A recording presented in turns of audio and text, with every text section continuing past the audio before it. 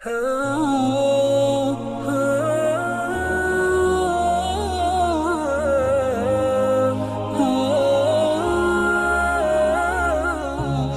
اس رب کریم کے بابرکت نام سے جو ذی العرش مجید اور فعال ما یرید ہے، جس نے آدم کو دم دیا، موسیٰ کو عصا دیا اور عیسیٰ کو مسیحا کر دیا، اور جناب محمد مصطفیٰ صلی اللہ علیہ وآلہ وسلم کو ختم رسول بنا کر بھیجا۔ السلام علیکم میرے عزیز بھائیوں، میں ہوں جواد الرحمن اور آپ دیکھ رہے ہیں میرا یوٹیوب چینل جواد وائس۔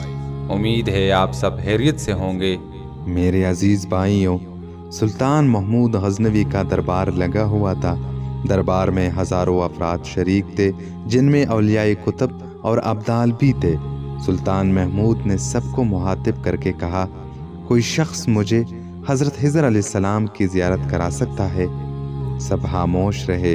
دربار میں بیٹا ایک غریب دیہاتی کھڑا ہوا اور کہا، میں زیارت کرا سکتا ہوں۔ سلطان نے شرائط پوچھی تو عرض کرنے لگا، 6 ماہ دریا کے کنارے چلہ کاٹنا ہوگا، لیکن میں ایک غریب آدمی ہوں، میرے گھر کا خرچہ آپ کو اٹھانا ہوگا۔ پیارے دوستو، سلطان نے شرط منظور کر لی اور اس شخص کو چلے کے لیے بھیج دیا گیا اور گھر کا خرچہ بادشاہ کے ذمہ ہو گیا۔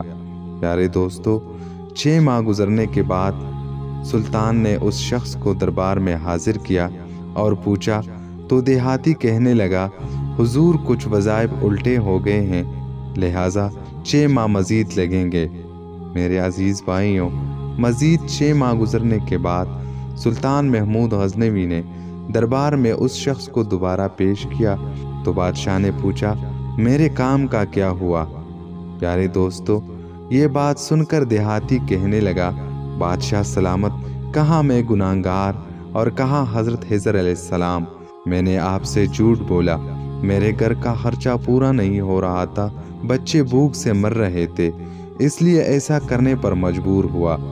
پیارے دوستو، سلطان محمود غزنوی نے اپنے ایک وزیر کو کھڑا کیا اور پوچھا، اس شخص کی سزا کیا ہے؟ وزیر نے کہا، سلطان، اس شخص نے بادشاہ کے ساتھ جھوٹ بولا ہے، لہٰذا اس کا گلا کاٹ دیا جائے۔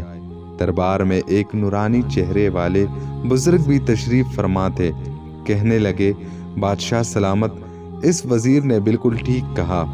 بادشاہ نے دوسرے وزیر سے پوچھا، آپ بتاؤ۔ اس نے کہا، اس شخص نے بادشاہ کو دھوکہ دیا ہے، اس کا گلا نہ کاٹا جائے بلکہ اسے کتوں کے آگے ڈالا جائے تاکہ یہ ذلیل ہو کے مرے، اسے مرنے میں کچھ وقت تو لگے۔ دربار میں بیٹھے اسی نورانی چہرے والے بزرگ نے کہا، بادشاہ سلامت، یہ وزیر بالکل ٹھیک کہہ رہا ہے۔ پیارے دوستو، سلطان محمود غزنوی نے اپنے پیارے غلام ایاز سے پوچھا، تم کیا کہتے ہو؟ ایاز نے کہا، بادشاہ سلامت، آپ کی بادشاہی سے 1 سال ایک غریب کے بچے پلتے رہے، آپ کے خزانے میں کوئی کمی نہیں آئی اور نہ ہی اس کے جھوٹ سے آپ کی شان میں کوئی فرق پڑا ہے۔ اگر میری بات مانے تو اسے معاف کر دے، اگر اسے قتل کر دیا گیا تو اس کے بچے بھوک سے مر جائیں گے۔ ایاز کی یہ بات سن کر محفل میں بیٹا وہی نورانی چہرے والا بابا کہنے لگا، ایاز بالکل ٹھیک کہہ رہا ہے۔ میرے عزیز بھائیوں، سلطان محمود غزنوی نے اس بابا جی کو بلایا اور پوچھا، آپ نے ہر وزیر کے فیصلے کو درست کہا، اس کی وجہ مجھے سمجھائی جائے۔ پیارے دوستو، بابا جی کہنے لگا، بادشاہ سلامت، پہلے نمبر پر جس وزیر نے کہا کہ اس کا گلا کاٹا جائے تو وہ قوم کا قصائی ہے، اور قصائی کا کام ہے گلے کا کاٹنا۔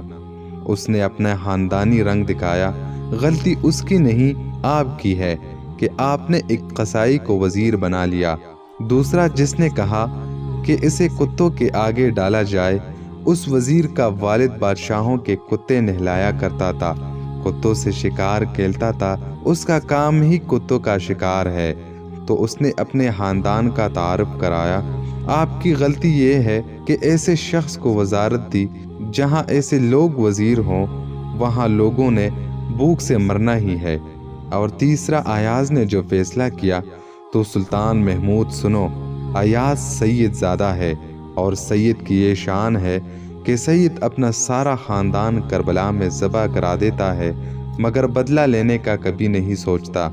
سلطان محمود اپنی کرسی سے کھڑا ہو جاتا ہے اور ایاز کو مخاطب کر کے کہتا ہے، ایاز، تم نے آج تک مجھے کیوں نہیں بتایا کہ تم سید ہو؟